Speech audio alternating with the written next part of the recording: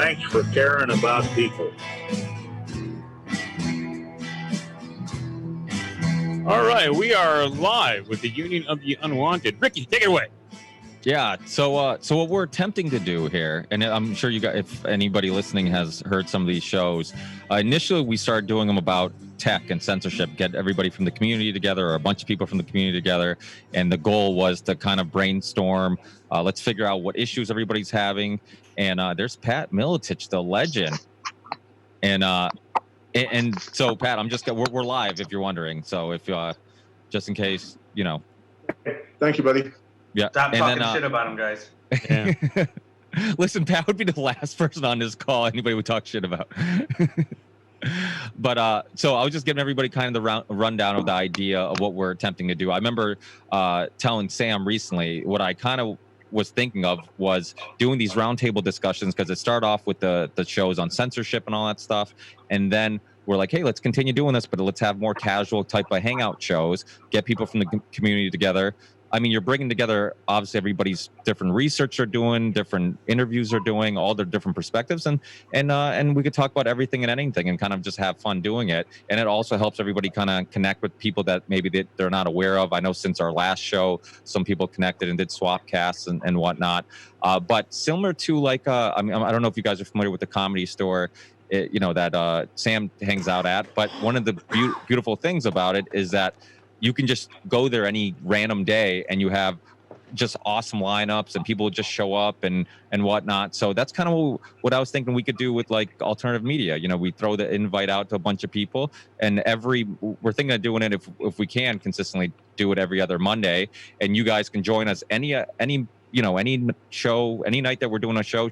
Show up anytime you want for as long as you want, hang out, see who's hanging out, connect with people that maybe you've never connected with, and just be a fun way of kind of sharing research, sharing information, or just bullshitting, whatever it may be, but just kind of bringing the community together. And like we've been talking a lot lately, it's important for the community to stick together, because obviously there is a war on our information and our media and our podcasts and all that stuff. So I think coming together is awesome. And one thing I think you guys have all learned, and I've also learned throughout the years of doing this, is how cool everybody is in the community. Like, it's not competitive at all. Like, everybody's always open to helping each other out and all that stuff. So so that's basically the idea. Awesome. No, I think who's all on now? Okay, can you see everybody, Pat? No, I cannot. Oh, Hi, Pat. Okay. Okay. How you doing, guys? Good. We got Grammarica here. My name's Mike from OBDM. We got Ricky from Ripple Effect, Charlie from Macroaggressions, Ben from Edge of Wonder, and your buddy Jeffrey. And we also have Grand Dunlap as well. And Sam Tripoli will be joining us here whenever he damn well feels like. Well, is that Graham? Is that from the because they're going live, right? Is that that's right? That's right. Yeah. Okay, yeah. Because unless there's two Graham Dunlaps, Darren promised me that wouldn't be up there, but somehow he's already thrown me under the bus. Oh, and let's just forget Jason Burmis in the corner over here. Right? Oh yeah, I'm sorry, Jason. Yeah, that's because he has the crazy screen, so it's But thanks, guys. So we figured, if there's anything on anybody's mind we want to talk about, one thing we've talked a lot about is censorship. I don't know if you guys have anything you want to add on that, because I know some of the guys are new. They weren't on the last call. If there's anything I know there's some newer stories too, because Mike was talking about, what is it, Mr. Destructive or Dr. Disrespect being banned off of Twitch for no given reason. But also recently, Stefan Molyneux totally deleted off of YouTube, and Gab McGinnis and George Webb, some pretty prominent YouTubers, just for no reason, channel deleted. That's it. Yeah, and what we're actually doing, and Mike's doing all the work, is we're actually attempting to put together a 24/7 DLive, like alt media channel, where it's just constantly streaming. You can kind of tune into it anytime you want. It's constantly streaming alternative media. Mike's also working on possibly finding a way of creating an app or whatnot. Mike, do you want to get in on that? Some of these guys who aren't familiar with what we're doing? Yeah, just a brief rundown. So I'm writing some scripts that lives on a server that'll go out to right now. Sam's website, Broken Simulation, will take all the content from there, download it, and then streams it to a D Live channel. And so it's kind of like our own little TV station. You tune in, you'll probably see content you never otherwise would have seen. And then once that's done, I'm probably about a week away from completing that automation. Then I will be downloading people's content who chooses and backing that up to the Interplanetary file system so it lives forever on another network. And then creating an application that will be specifically for our type of content, whether it's paranormal, spirituality, UFO conspiracy. It'll basically be an app for us to be recommended other types of content that we generate, because on YouTube, the algorithm doesn't really work in our favor too much anymore, at least not for longer form content. So it's basically a recommendation app for other type of weird alt media kind of programs. So that's a long-term goal. Hopefully have something up and running probably in about 3 or 4 months. Yeah, because one of the... Oh, is it sorry. just me or is somebody... I don't know if I'm hearing feedback from somewhere. Yeah, I am too. If somebody doesn't mind, I guess when you're waiting, maybe mute your microphone so we don't hear all the feedback from everybody. There we go. Whoever it was, the culprit is gone. There we go. But yeah, I mean, I think that algorithm thing is super important, because the thing is, like, you know, when we all got into doing alternative media before that, obviously we were all researchers, right? Independent researchers. You're going down rabbit holes. You find one documentary, you find another documentary, you find one researcher, another researcher. So, you know, James was actually Corbett might still be on this show. I don't know if he's going to make it or not, but he brought up, you know, the cool thing about the web is everybody kind of gets their own corner. Everybody gets to do their own thing, but there is a problem with finding that stuff, right? Like, nobody wants to go to, I shouldn't say nobody, but a lot of us who are lazy don't want to have to go to James Corbett's website, then go to this person's website, then go to, and if you like 10 different researchers, go to each individual URL and all that stuff. I mean, the nice thing about YouTube initially was you could watch a video, they'd suggest something similar to it, you go down that rabbit hole or whatnot. So we kind of need that to help expose people to new researchers and new documentaries and new podcasters. So that's why what Mike was referring to, some algorithm that could do that would be great. You know, that would really be a step in the right direction. And I should have finished my statement with a question. but is there anything you guys want to talk about? I know, honestly, I know we all kind of have different perspectives on stuff. One conversation I've been having a lot with people recently is this whole race thing, cop thing. You know, everybody has a different opinion on it. How much does anybody want to jump in on, like, what their opinions are on what's going on in America right now, how crazy things are? And can I start that off being the token black guy? You know what's funny, Jeff? I was gonna call on you first and pretend it wasn't because you were the token black guy. That's all right. That's quite all right. Baby. No, I mean, it's honestly more of something. I mean, obviously, you know, of course, there's a lot of craziness going on in the country, whether it's racial, political, social, all of this. On top of COVID, where's your mask? All of this, etc. You know, like we say all the time on the show, man, reality is completely being inverted. Here in St. Louis, and it went freaking national. You know what I mean? This guy over in the Central West End was a very affluent part of St. Louis. Him and his wife, there were people who broke, it's a gated community. So they opened the gate, breached the gate, and they got to, you know, they were outside eating dinner, and these guys see these, you know, hundreds of people come walking down the street, and they bring out their guns. Clearly not the most trained guys in the world, because the husband was, you know, aiming his AR kind of at his wife, holding it at his side.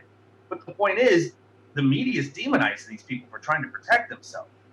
These Black Lives Matter, these organizations, which we can get into how deep this goes, who's funding it, where the funding is going, etc., they have said, we are going to the suburbs and we're going to take what's ours. We've seen what they've damaged and what they've done all throughout the country in their own land of Chop or Clap or whatever the fuck it is. People were being raped and people were being shot. So clearly, you know, not all of these things are completely nonviolent, and they've made their intentions clear. So when this family goes out and decides to protect themselves and the media and everybody demonizes them, I think that's very troubling. You know, we could also get into some of these cop situations, obviously not some of the more recent ones, but, you know, some people are being fired for doing their job, and you're seeing mass walk-offs.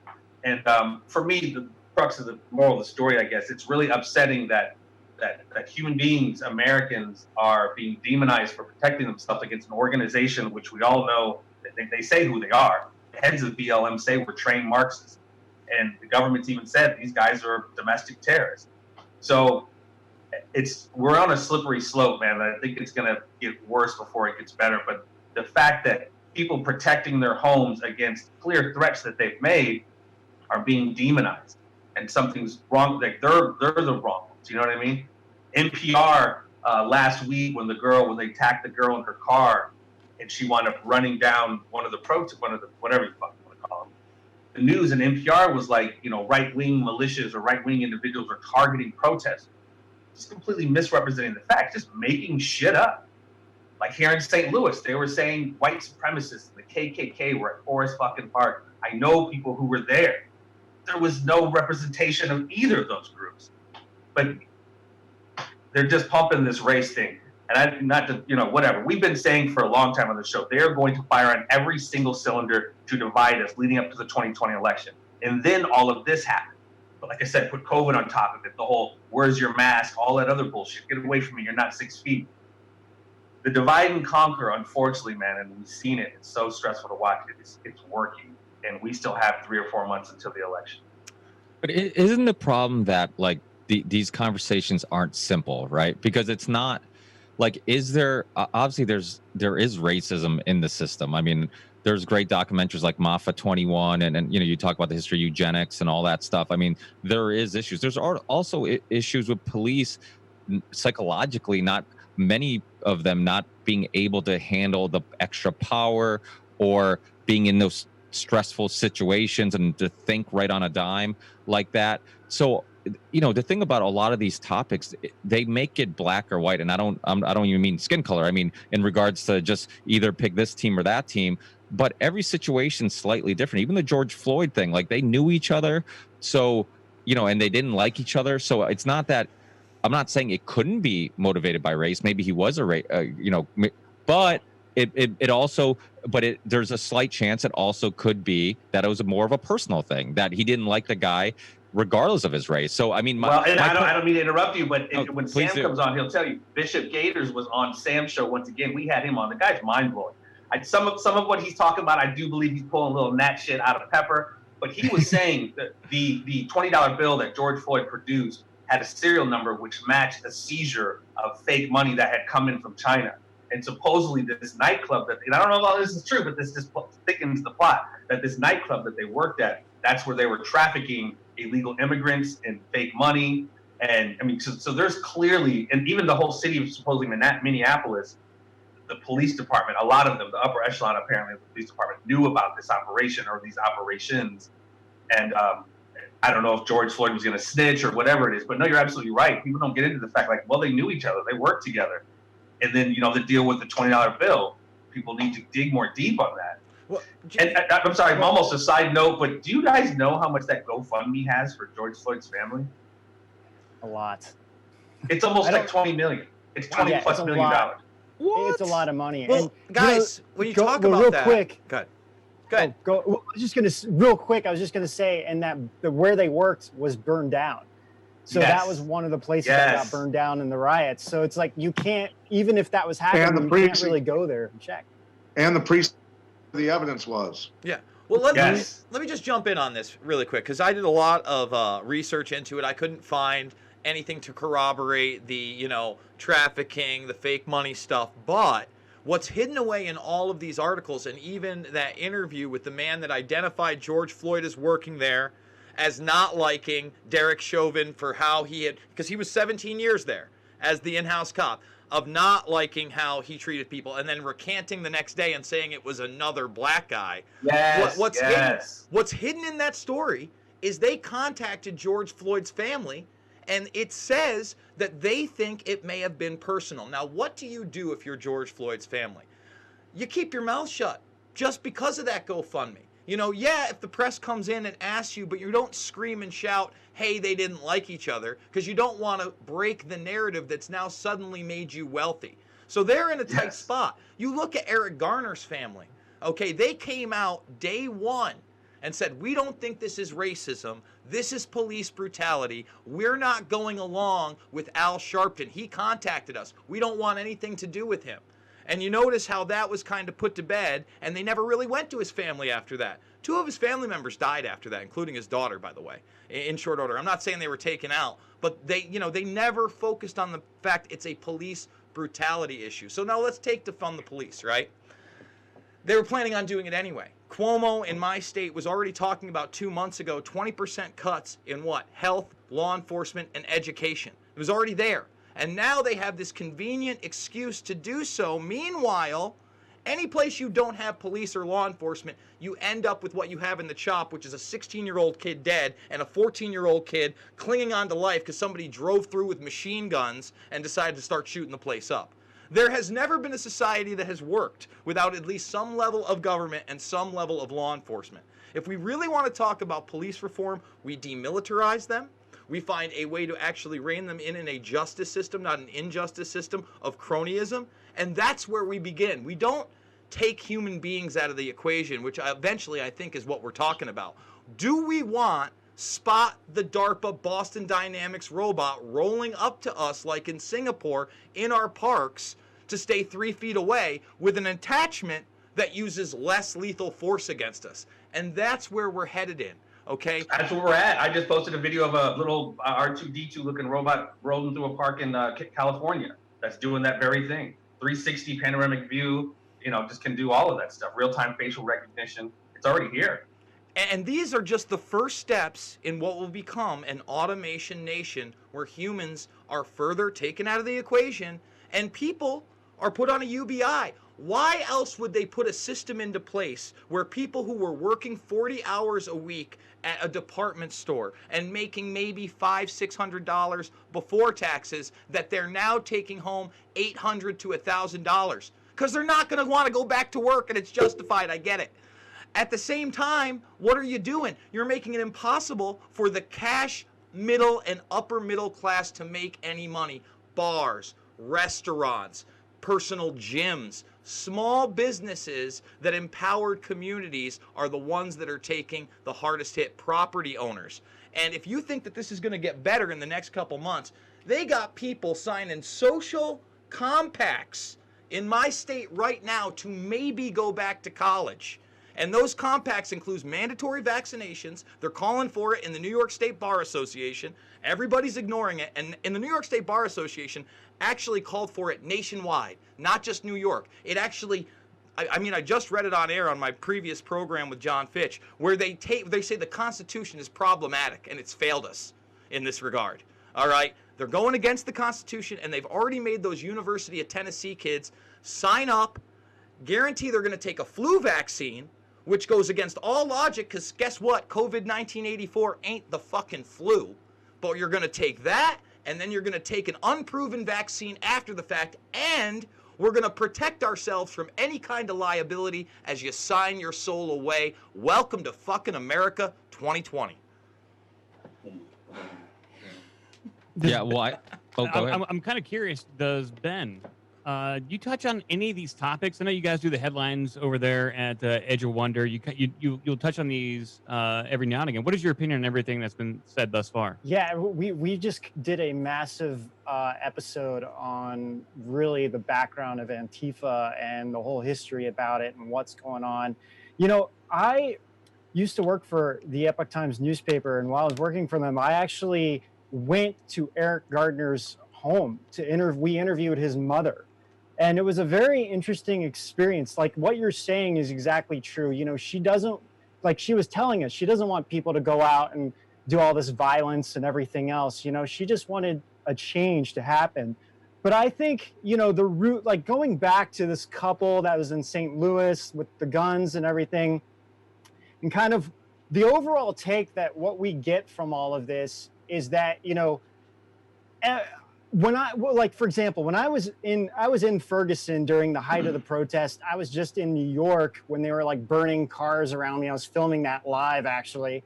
And, all of these instances, I just took a step back and I realized everybody's a victim here. The police are victims, the people protesting are victims. And it's like, who is the mastermind behind this? You know, that's the crux of all of this.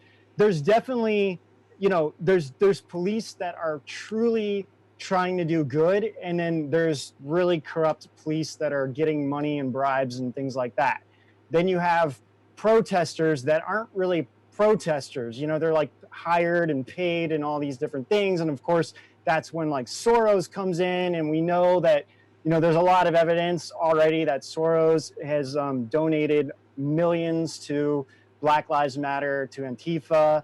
You follow the trail of Black Lives Matter, you go on their website, you go to the donation page, and it takes you to actblue.com. And the founder of actblue.com is a proud Marxist. So it's, and then they give money to the DNC.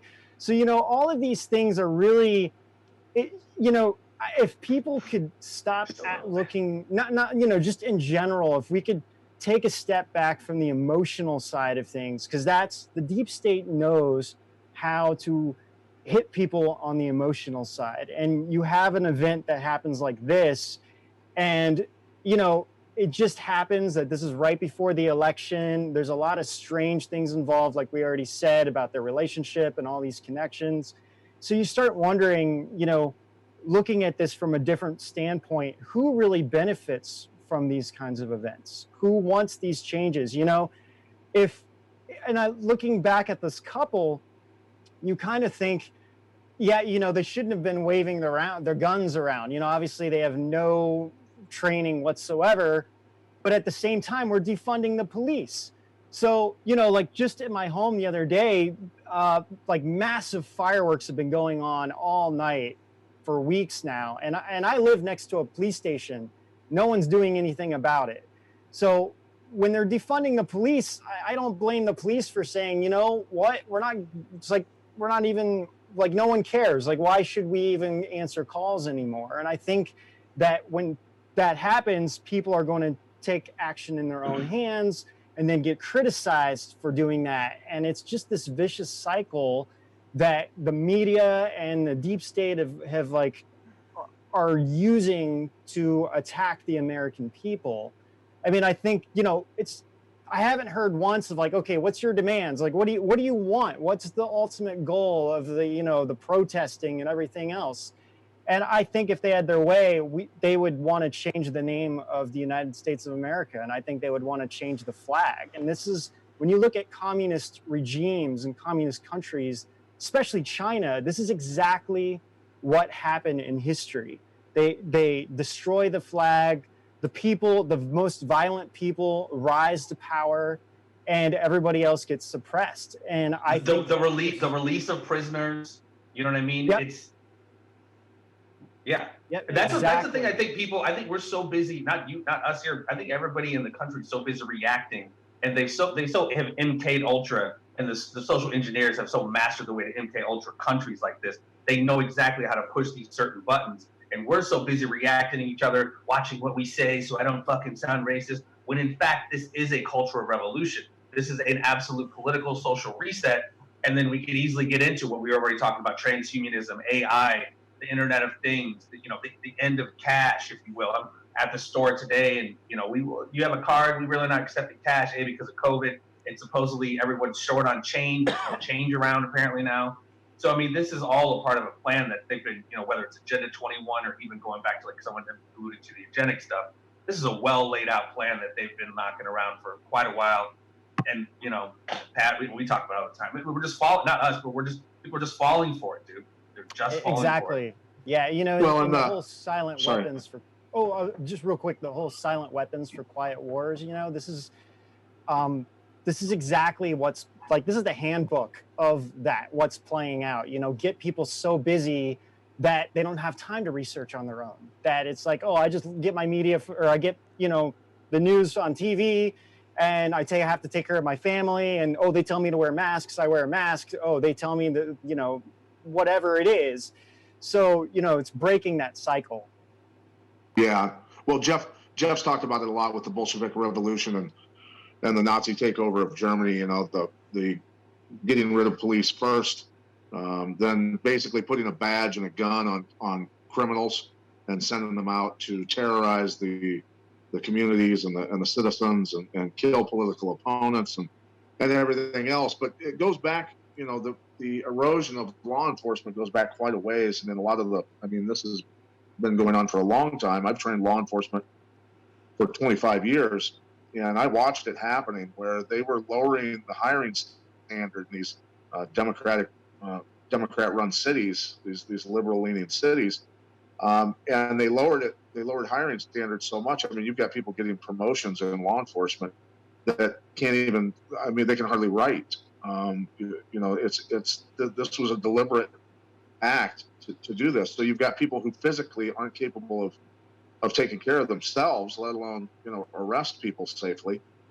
There many of whom, and there's a lot of good cops out there. I've seen a lot of them and met thousands upon thousands of them. But yeah, there's some big holes in law enforcement now because of this lowering in hiring standards. And now you've got people, you see it, we're all dealing with it now, where you've got officers. Now imagine yourself. You know, I've known how to fight for many years. I'm pretty good at what I do. But even me being well trained, with a gun on my hip and a badge these days, I'm nervous as hell. So now imagine people who they cut their budgets for training, so they don't have any training. Their training is garbage. You know, they get, you know, I tell people or ask people this question, and you guys can answer this. How many hours a year do you think the average police department gets in defensive tactics training? Less than 10? 4 hours. 4 hours. And that's if they're lucky, right? But they recertify with their weapons all the time, right?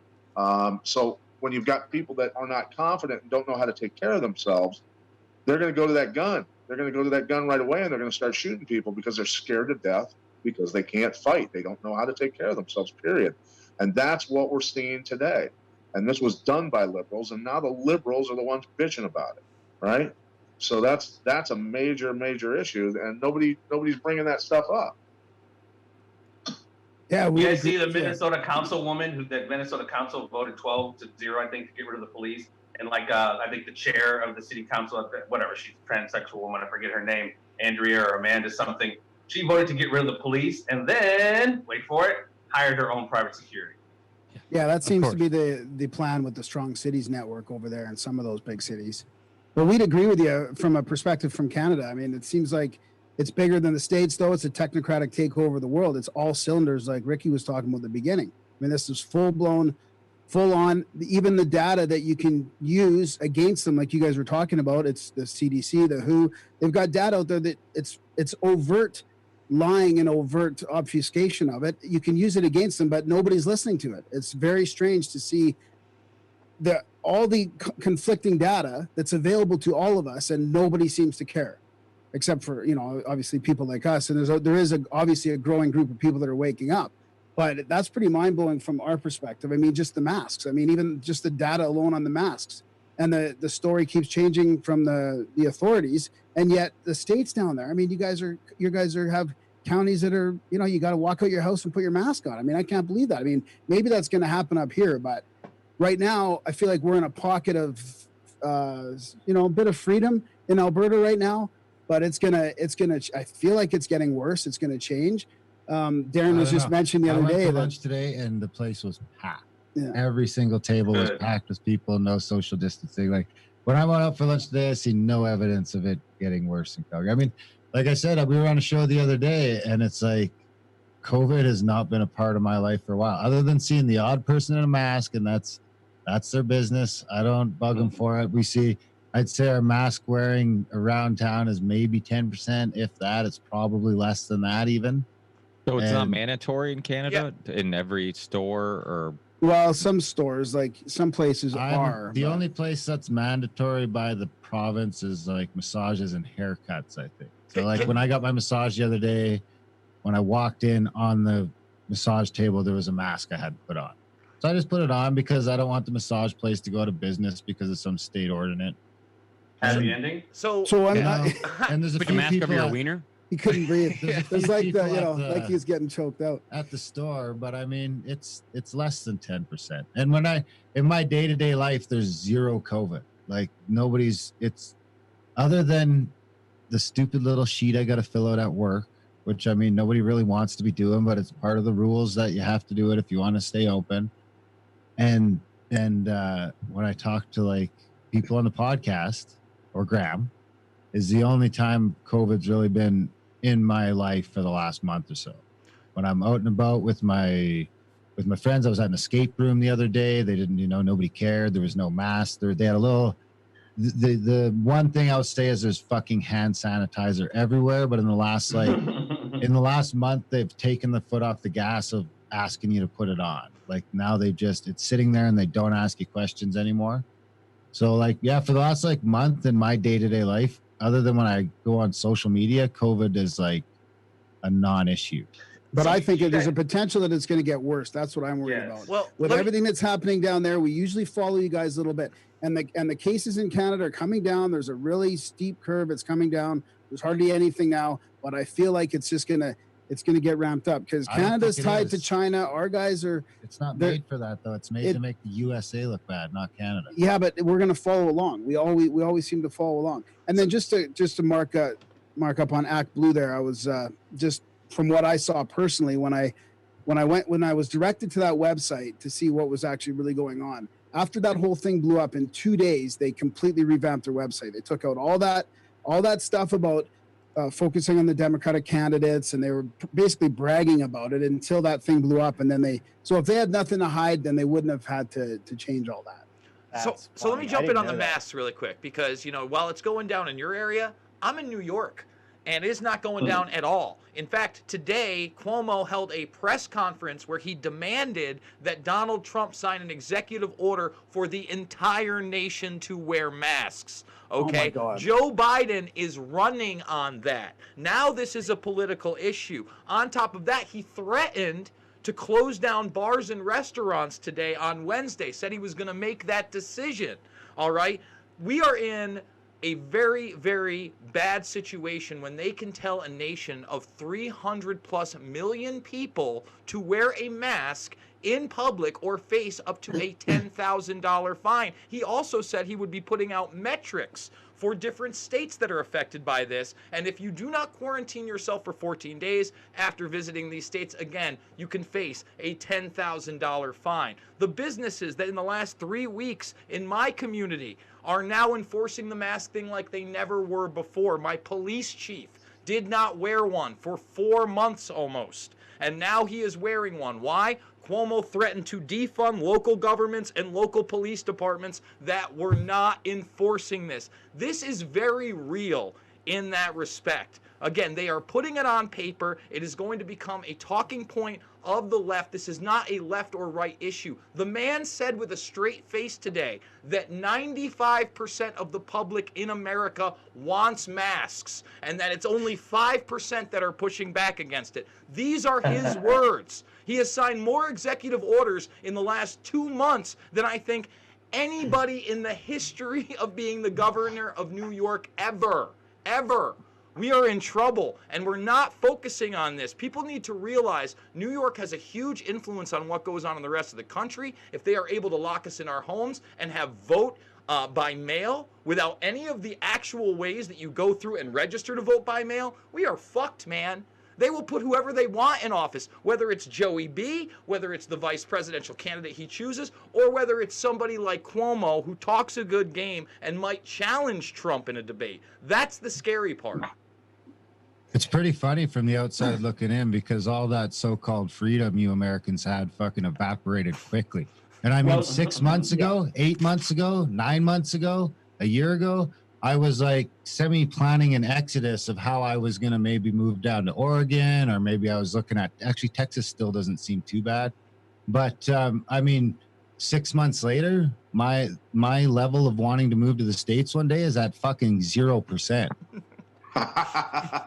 But it's hard not to get conspiratorial after hearing all that. Why do they want us to wear the mask so bad? I mean, are they really trying to burn the immune systems down? And then what's going to happen after that? I mean, once people are inside with this everybody not everybody, but we've seen the studies. It's unhealthy, right?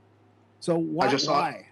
I just saw a lady post today that I know from my area, and she's a nurse, and she said that she's seen doctors before who have to wear masks all day long in operating rooms, they just drop. They pass out from lack of oxygen. So it's ruining people's respiratory systems. So when the second wave comes through in the fall and the winter, it wipes out a shitload of people, and they're deliberately doing it. That's the thing. They're deliberately doing that. Well, and it's that Pavlovian dog training. What do you want? You want grandma to die?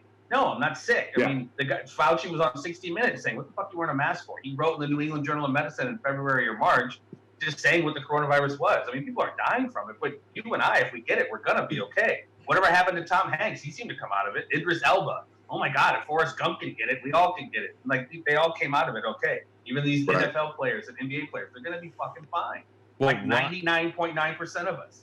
Ryan from The Last American Vagabond, I don't know if you guys saw one of his recent videos, but he had one of these meters where you can check the oxygen levels. It's what like OSHA uses. I saw that. Yep. Yeah, and so for people who didn't see it, he put this meter next to his face, and obviously it came up normal. And then OSHA uses it for just in case you're working somewhere where the oxygen levels are too low, it creates obviously an unsafe environment. Well, he puts on the mask and he uses the same meter, puts it up underneath the mask near his mouth, and immediately the thing starts beeping, like warning you that the oxygen levels are at obviously a unhealthy low. Yeah. So it's it's one of those things where think about it, like people are driving alone with these things on all the time. I mean, there's a reason why when you're an athlete, you breathe heavy because your body wants more oxygen when you're running or exercising or whatnot. I mean, Wim Hof must be like super pissed because he's like, oh, look, I'm trying to get everybody to bring in more oxygen and now we're restricting all oxygen. And so, yeah, it's one of those things where people aren't even thinking about this. Like they're just okay with, and that's the thing about America. I was getting a lot of people from overseas contacting me saying they're making us do this, they're making us, but I kind of see Americans being kind of rebellious. They'll fight back and whatever. And I kind of felt like the same way that because of it's still deep rooted in American culture of fighting back against the power or whatnot. But I was really surprised how many people were just willing to just lock myself in my house, isolate myself for 3 months. No problem. Save a life. It's like, well, fuck, if you never drive again, you'll save a couple lives. But we know there's a price to being free. There is a price to being free. Like, when we leave our house, there's a risk that we could hurt ourselves or hurt somebody else. But that's also, just a part of being alive. So this idea when people were arguing, oh, just stay home, and even now, people who are still brainwashed. I mean, and everything has become a political football where this cops or Black Lives Matter, like that's all political football. It's like if you're a Democrat, we kind of know where you stand. If you're on the right, we kind of know where you stand. Same thing with the COVID thing. And it's like, it's just ridiculous. Can we look at each situation as its own thing, analyze it, and then figure out where we stand or on that specific thing? But too often people are they're falling for they're a political tool, Ricky, it's even worse, man, because let's talk about it. First of all, you talked about defunding the police. Well, in my state, what have they done? They've created a contact tracing force that Michael Bloomberg, an unelected fucking billionaire, is in charge of. They've already hired 3,000 people. Now, they're the people that are going to enforce this contact tracing. Sounds like Sam just burst onto the scene. Yeah. Hi, I've arrived. Kicking the door, holding the 4-4. This is kicking the door, plays in the 4-4. Papa don't hit me no more. So you got the contact tracing force, right? Now, on top of the contact tracing force, which are literally paid snitches that were out of work, you have the snitches you've brainwashed that were locking themselves in their house the first day, making 25,000 calls on 16,000 plus establishments in New York State for not following social distancing and slave mask orders. They've trained them pretty good, man. I mean, we're have you checked your phone? Have you checked your phone? Just about everybody's phone. I have an Android. My wife has a iPhone, and you can go into settings, and then I think you go to health. Google and you settings. Can see, Google, and then you already have the COVID tracking. Flip phones, man. Flip phones.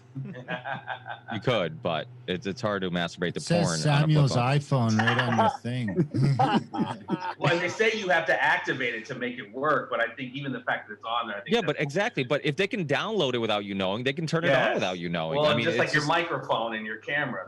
So listen to this. So I told Corbett on my last, he was just on, and I was talking about this, how they had this change because for everybody grade 2 and up in Massachusetts, they have to wear a mask, all the kids, right? Which, you know, I told my wife, I'm like, we're homeschooling. If our kids have to wear a mask, my son's 5, my daughter's 3. I'm like, if they have to wear a mask, I'm like, we're homeschooling. I'm like, there's no if and buts. I'm like, we're doing it. I don't care.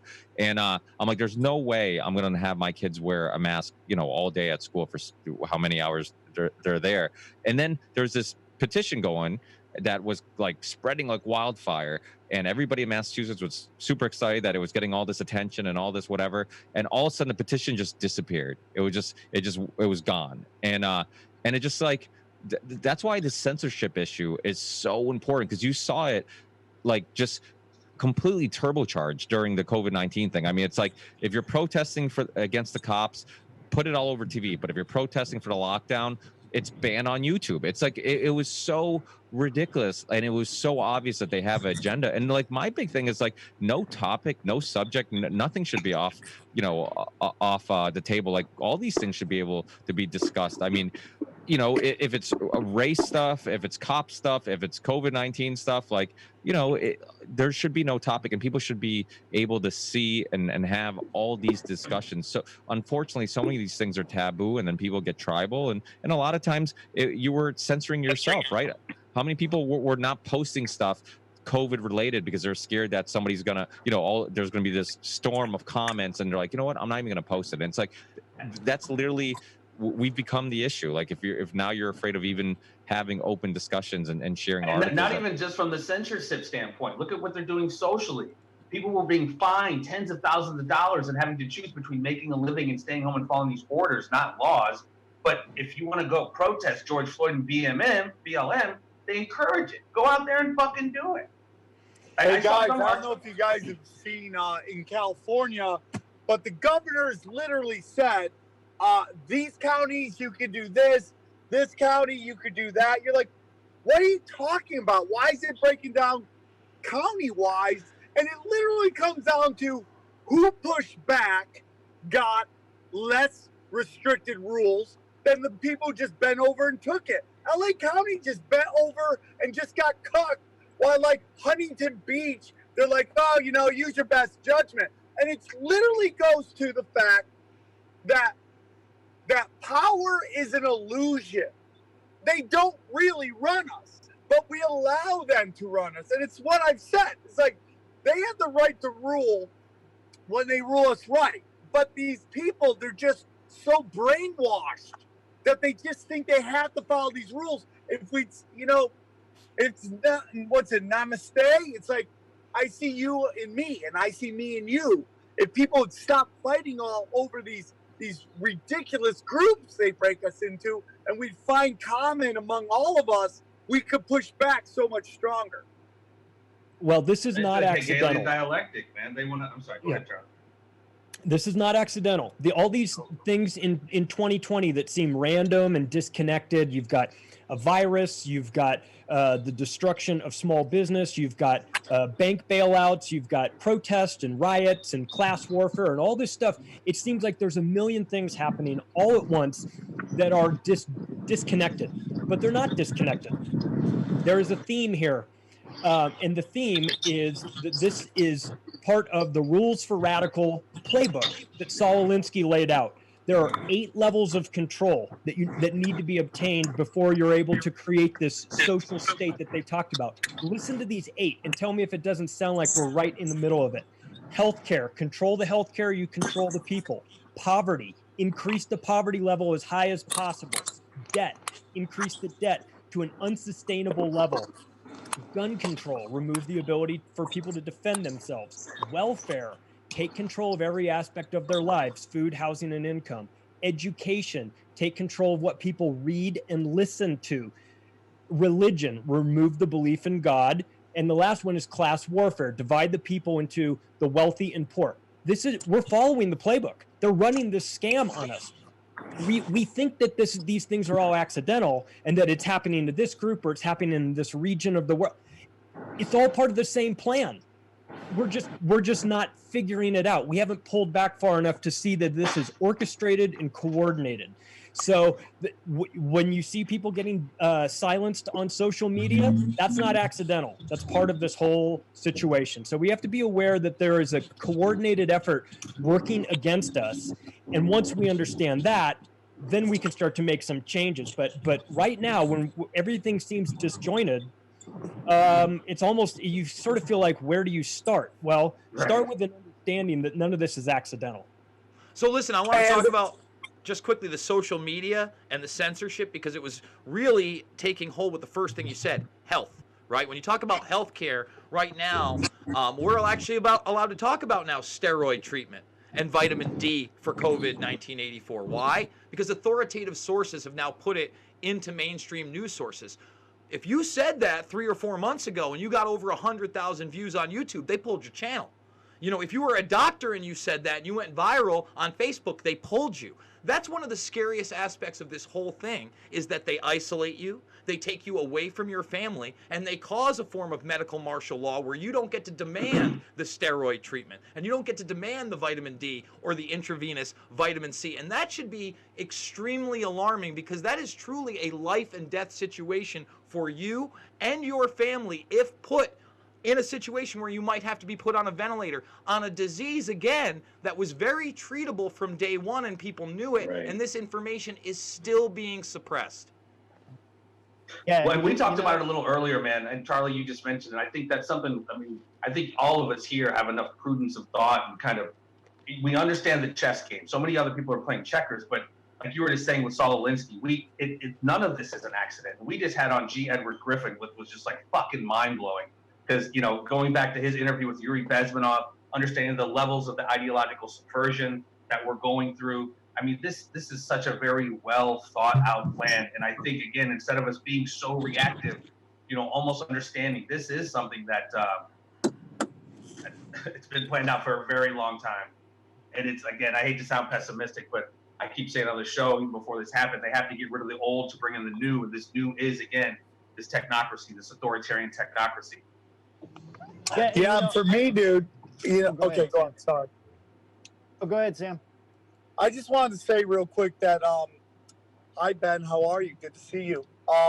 Good. I Good just to see you wanted too. to say that what we have also is a combination of people who feel like they have no hope, with opportunists who are willing to sell them hope for money and cash and power, and that's why you have so much bad information being spread around, because there's people who have really no soul, who don't really care about the damage they're doing, and they only want to get their money now. But for me, I think that's all going to blow up in their face, and that they don't realize, you know, where they're at, this very special realm that we're in, and that, you know, they're just going to have to come back and do this all over again, instead of learning like the basically the laws of nature and what we're here to do, and that is to help each other and to love each other. And they're not doing it. And guess what, man? You know what? When you die, you go to zero. So all the cash and prizes, and it, you know, I forgot who the quote was, but it basically was like,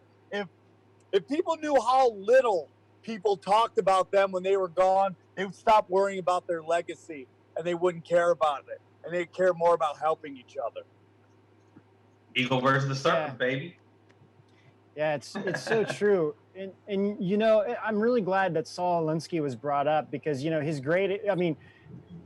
two students was Hillary and Obama, you know, and all of this is really, you know, you can kind of say that Obama is kind of the unofficial leader of everything that is going on right now. But, you know, then, you know, we still haven't really brought up the real issue. And it's like everyone's talking about, you know, the Black Lives Matter is talking about the slavery issues and everything else, but that's still happening to this day in most countries. You know, all the like Nike shoes, for example. You know, I wrote a post the other day. I was like, all we need is one celebrity to stand up and say, you know what, I don't want a contract from Nike anymore, because they're dealing with slave labor, you know, and working out of China and all this stuff. And then on top of that, you have the children like the whole Epstein issue. Ben, hold on. I'll say it for you. As a celebrity, I don't want to deal with Nike. I don't want to work with them. They do slave labor. Oh, there you go. No Problem Tripoli solved. high tops? Get the fuck out of here. I'm buying. Yeah, I mean, it just takes one, but NBA star, right? But then we already know that the NBA, basically completely sold out to China because of all of this stuff going on. But, all of this has really been a distraction from what happened with Epstein and the investigations that were going on with the Clintons and all these things, and the child trafficking and the child sexual abuse. We were talking about adrenochrome before, we went live. I mean, all of this stuff is connected. People are waking up. They're starting to realize it. They're going on Ellen DeGeneres or Degenerates. Yeah, I guess I could just say that. Ellen DeGeneres, page, posting all these different things of these celebrities. You have Lady Gaga, who just released her Chromatica, also Adreno, and then you have Chrome. You have Google that has the Adreno software called Adreno, then their web browser Chrome. All of these things are connected, and people are starting to unravel all of this. And I think the deep state are afraid, and it's like, okay, we need a distraction. Let's create the race war and get everyone to fight amongst each other. And they're just sitting back and laughing over all of this. One of the things that I've been paying attention to, at least on my personal social media account, is the amount of people that are cheering for the destruction of statues, regardless if they're Confederate or not. And I'm okay with taking down symbols of oppression as long as it's done through the democratic process and conforms to community standards. Now, one of my friends hopped up on there and was cheering this New Atlantic article saying how there are no Nazi monuments. But the same people that are cheering to take down these monuments are waving the hammer and sickle. And how many people have died or been enslaved or sent to work camps under that flag? And it's the hypocrisy, and it's this instilled doublethink that has been going on for the past 6 years online, where people are able to do one thing. They basically have become the hypocrites they once fought against, whether it's the banning of rap music because it could undermine the youth, or people going after Ice-T and Cop Killer, or they have become the religious right, and their morals and ethics reign supreme. Hypocrisy be damned. And it's very tough to talk to anybody about this and let them know, hey, you know what, you might be on the wrong side here. I understand the emotion, but you might be on the wrong side because it undermines the Constitution. I want to talk about the statues just real quick, especially because the New York State right now is going to be taking down the Teddy Roosevelt statue in front of the Natural Museum of History. The original trust buster, the guy that reined in the corporations, the guy that gave us a square deal, the guy that started the conservationist movement, where he gave national parks to the people, the man that the teddy bear is named after because he refused to kill a bear that had already been beaten and tied up. He was my AP Social Studies favorite history subject of all time. Forget about president. He's somebody that we should be looking upon with, wow, this guy was ahead of his generation. He had the first black man at dinner at the White House, Booker T. Washington.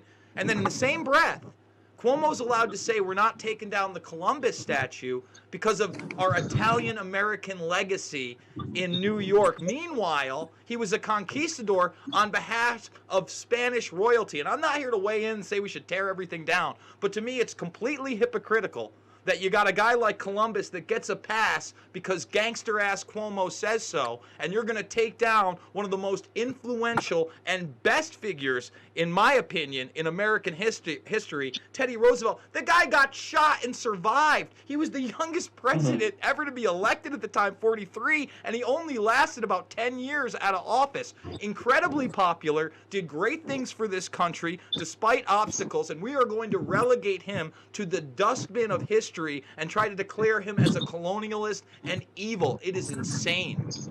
Meanwhile, a statue of Lenin stands strong in Seattle. Yeah. Yeah. Read the book River of Doubt, about Roosevelt's trip down the Amazon. It basically that trip killed all those guys eventually because they all got so sick with malaria and a bunch of other stuff. It's a very, very, very interesting book.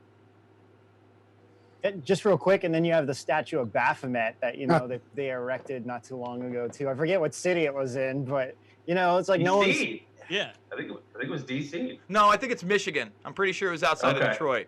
I might be wrong. Did they pull down Albert Pike the other day? They did, and I covered that because again, Albert Pike, not a good guy, Confederate, KKK, but maybe you should be concerned about how he wrote doctrines about Luciferianism at the upper echelons of Masonry and how to really, take over society through secret societies that he was a part of. I don't know. But again, I'd rather go through the democratic process, and you take somebody like Pike, you don't start burning him on national television. You take him down the right way, you put him in a museum, and then you say, hey, these are some of the things this guy did, and this is why we moved him. And here it is in context. If you want to do it that way, for instance, Cecil Rhodes is now being taken down at Oxford. For those that don't know, Cecil Rhodes is like the godfather of modern-day roundtable groups. In fact, G. Edward Griffin talks about him in my film Invisible Empire. Well, they did that the right way. From 2015 on, there was a campaign to get him off. I wish it was beyond just him being a colonialist and, again, working on behalf of banksters and the predator class to consolidate their power over generations through foundations and institutional governments that are purely bureaucratic. But, hey, at least they did it the right way. Okay, so let's take Cecil Rhodes. Let's talk about what the Rhodes Scholarship still means to this day. Pete Buttigieg, he was a Rhodes Scholar. John Kerry, he's a Rhodes Scholar. What are these people really doing? Rachel Maddow. Yep, another one. Damn straight.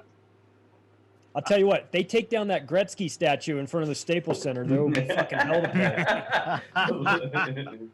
I think they should throw a dress on Oscar De La Hoya's, though. That maybe. That might be high heels.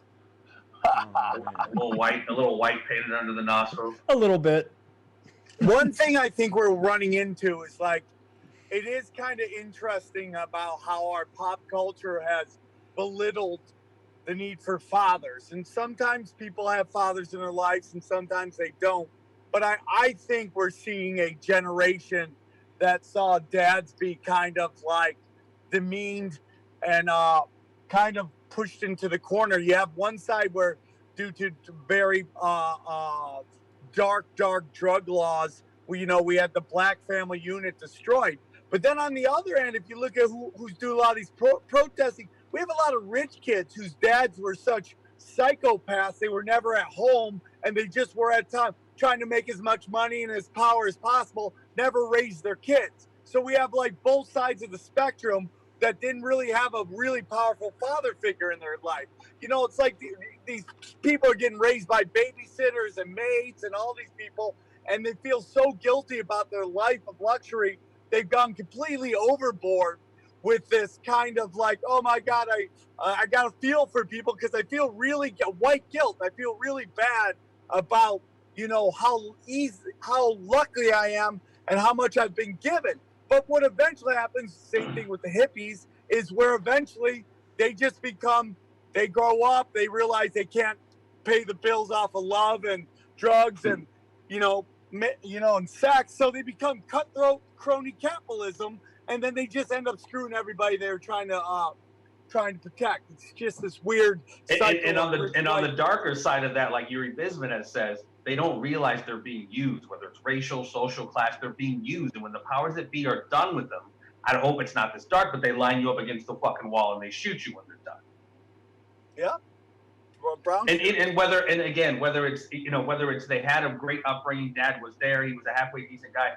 This level of entitlement with these kids, and there's the complete disconnect from reality. They go around, a lot of them are just going around creating fucking chaos. And they were raised in this participation trophy, consequence-less society where, hey, you fucked up, cool, here's a new phone. So they go out in the fucking world and they burn shit down. And when the cops start you know what, I'm fucking done with this. They have the nerve to scream like fucking bitches, for every action there's an equal and opposite reaction. But they, for some reason, think we should just be able to do this and nobody should be able to say shit. And that's what's so frustrating with me right now. And I think we've covered it. Not only are they doing it, the politicians and the media is just no, they're peaceful protesters. Nah, it's all fucking good. You know, they're legitimizing this shit, and for me, it's just a huge inversion of fucking reality, man. For Seattle, for them to take over a town, take over a police station, when does that ever fucking happen? The irony of this is that they want to destroy statues and remove this stain of dark parts of history that they don't like. And yet what they don't realize is that if they understood history, what they would see coming is that, you know, they're always so concerned with everybody being a Nazi. Well, what did the Nazis do? They had the brown shirts, which is basically Antifa, go out there and destroy everything. And when that was done, Hitler grew, as that was happening, a parallel organization, the SS, was being grown, and then once they were ready, they sicked them on the brown shirts and wiped them all out. So these Antifa people that are so concerned with everybody being a Nazi and so in a hurry to remove history, if they only stop to study it, they would see that they are being used and they are walking into a gigantic trap. But they don't. So let them. You know what I mean? Fuck them. Night of the Long Knives, dude. Night of the Long Knives, version 2. Do you think you guys are going to centralize your police?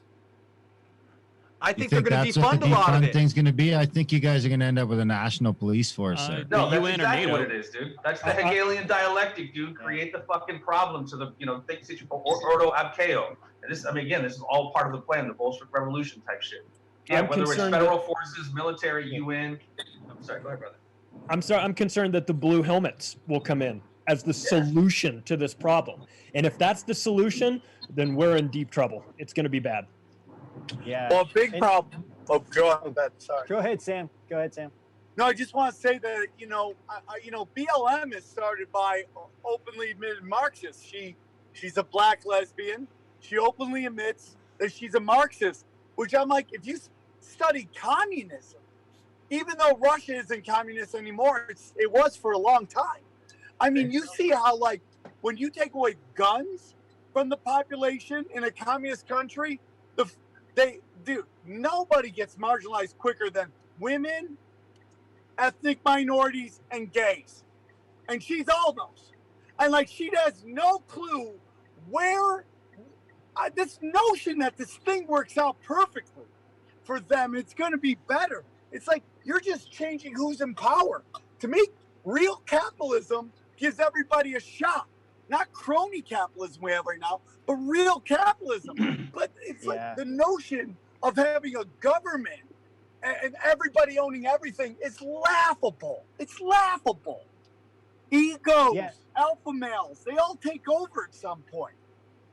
Well, yeah, I mean, and that's exactly, why there's so much against capitalism, because socialism is, hey, I don't want to work, give me money, basically, right? And so, I mean, and I think that's why, when you're against it, it's like, well, I mean, there's like a law in the universe. It's like you work hard for something, you get what you deserve, kind of thing, And I think there's different situations with, some people actually are looking for a job and they can't work and whatever, that's very different.